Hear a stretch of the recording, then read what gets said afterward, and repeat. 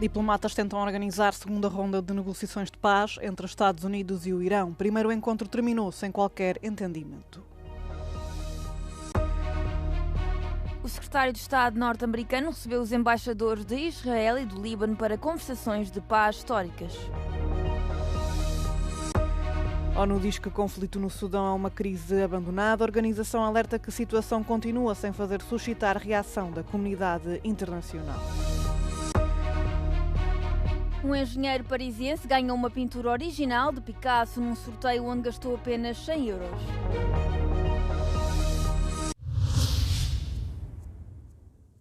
Após o bloqueio de Washington aos portos iranianos ter entrado em vigor, diplomatas trabalharam através de canais secretos na terça-feira para organizar uma segunda ronda de negociações de paz entre os Estados Unidos e o Irão. O presidente dos Estados Unidos tinha indicado na terça-feira que uma nova ronda de negociações poderia acontecer na capital paquistanesa Islamabad dentro de 2 dias. O sentimento foi partilhado pelo secretário-geral da ONU, António Guterres, que citou as conversas com o vice-primeiro-ministro e ministro dos Negócios Estrangeiros do Paquistão, Ishaq Dar. No evento para jovens na Geórgia, o vice-presidente dos Estados Unidos, J.D. Vance, que liderou a equipa de negociação de Washington há alguns dias, delineou as exigências de Trump para um eventual acordo.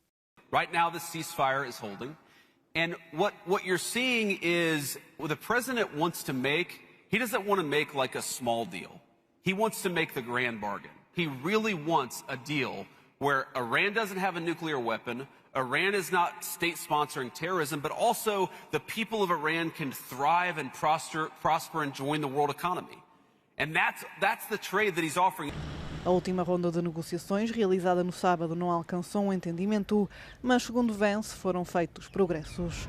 Os Estados Unidos dizem repetidamente que não irão recuar nas suas exigências fundamentais e ameaçam retomar os ataques após o cessar-fogo se Teherão não ceder. Já as autoridades iranianas acusam Washington de fazer exigências ilegais, alegando que estas estão a travar o processo e impedem que um acordo seja alcançado. O embaixador de Israel nos Estados Unidos saudou as conversações históricas de Tel Aviv com o Líbano, acrescentando que ambos os países estão do mesmo lado. As conversações foram as primeiras negociações de paz diretas realizadas entre Israel e o Líbano em décadas e surgem depois dos combates entre Israel e o Hezbollah terem abalado o sul do Líbano. We talked about a number of things, and most importantly, the vision, the long-term vision, where there'll be a clearly delineated border between our countries and where the only reason we'll need to cross each other's territory will be in business suits to conduct business or in bathing suits to go on vacation. And I must say, this was a victory for sanity, for responsibility, and for peace. Because the head of Hezbollah warned the government of Lebanon yesterday not to participate in these talks. And the government of Joseph Aoun bravely said no to Hezbollah. As conversações decorreram em Washington e foram mediadas pelo secretário de Estado norte-americano.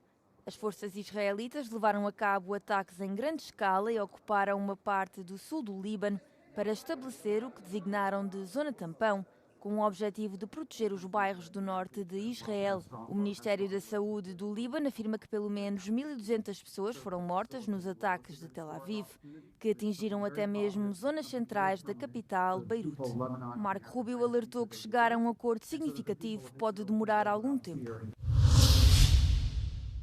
Uma crise abandonada. É desta forma que a ONU classifica o conflito de 3 anos no Sudão, alertando que a dimensão das atrocidades no país ainda não conseguiu fazer o mundo reagir.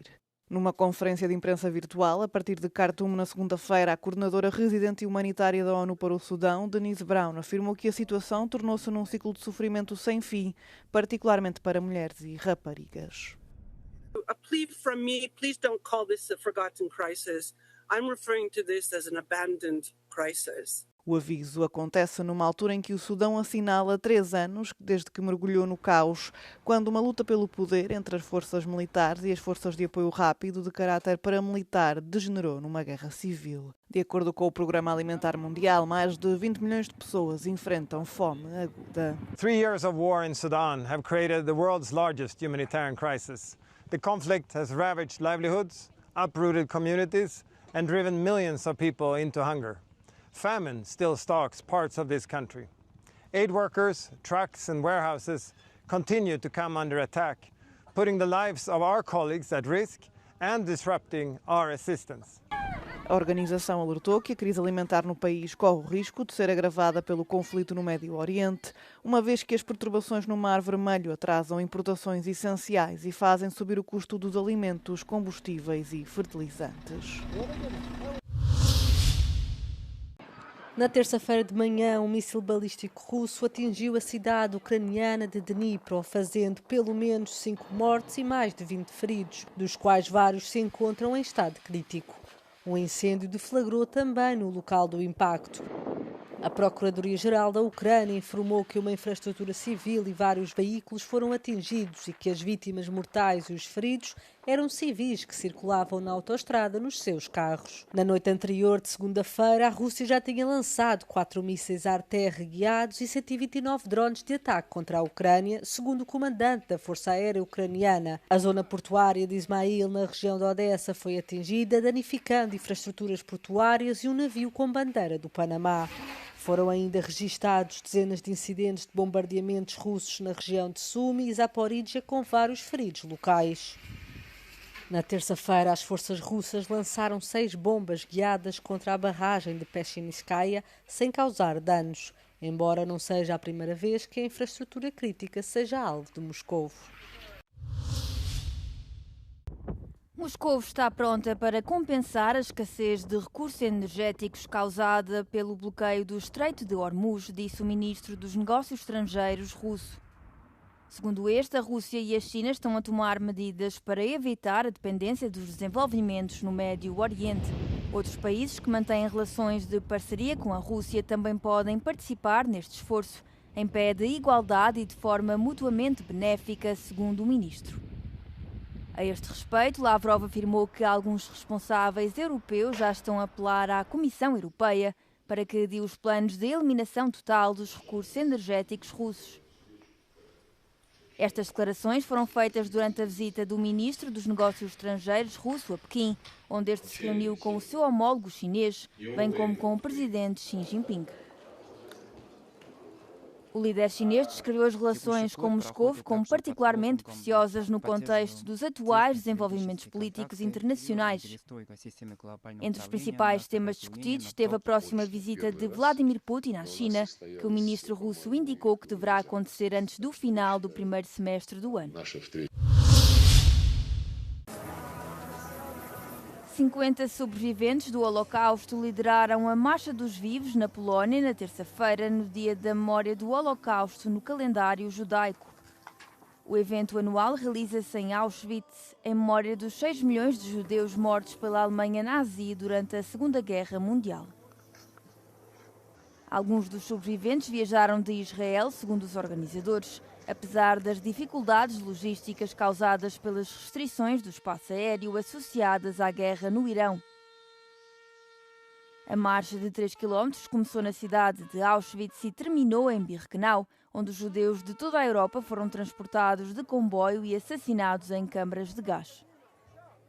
Entre os convidados estavam sobreviventes de recentes ataques antissemitas. Alguns deles sobreviveram ao tiroteio em massa de dezembro, no qual 15 pessoas foram mortas durante uma celebração judaica em Sydney, na Austrália. Um engenheiro parisiense é o orgulhoso proprietário de uma pintura de Picasso na sequência da compra de uma rifa que lhe custou 100 euros num sorteio solidário. Neste sorteio, os participantes podem ganhar obras do artista ao mesmo tempo que são angariados fundos para a investigação da doença de Alzheimer. Ça se raccroche à 2 choses qui sont importantes pour moi, à la fois de faire une bonne action pour votre campagne sur Alzheimer, et puis ensuite, parce que je suis passionné d'art et en particulier de peinture, donc forcément un tableau de Picasso, oui. Donc vous m'avez dit...